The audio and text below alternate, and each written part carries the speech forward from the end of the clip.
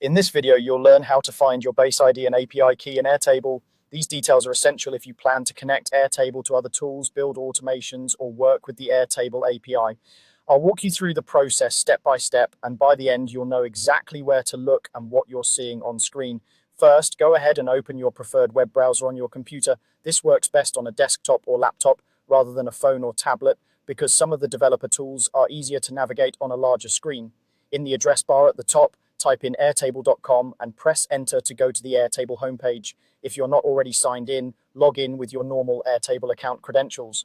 Once you're signed in, you'll see your list of workspaces and bases.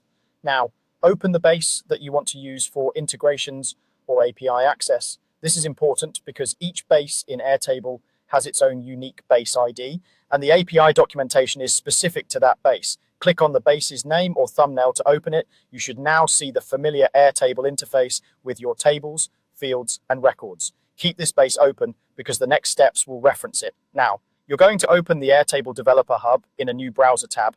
This helps you keep your base open in one tab and your developer tools in another, so you can switch between them easily. At the top of your browser, open a new tab. In the address bar of that new tab, type airtable.com developers and press enter. This will take you to the Airtable Developer Hub. On this page, you'll find different options for building on top of Airtable, but for this tutorial, you're interested in the Web API. Look for the Web API section or button and click it. This is where Airtable provides automatically generated API documentation for each of your bases. After clicking Web API, you'll see a list of your bases that are available for API access. Find the same base you opened earlier. The names here should match what you see on your main Airtable screen, so choose the one you want to connect or work with programmatically. Click on that base in the list. When you select your base, Airtable will open a dedicated API documentation page for it. This page is extremely useful. It shows your base ID, the structure of your tables and fields, and sample code snippets for making API calls. Take a moment to look near the top of the page where Airtable usually displays the base ID prominently as part of the example API URL. This is the identifier you'll need when calling the API.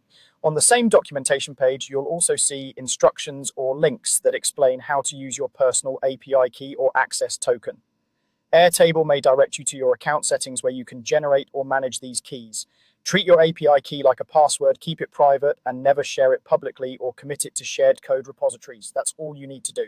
By opening your base, going to the Developer Hub, choosing Web API, and selecting your base, you now have access to the API documentation, including your base ID and the information needed to use your API key securely.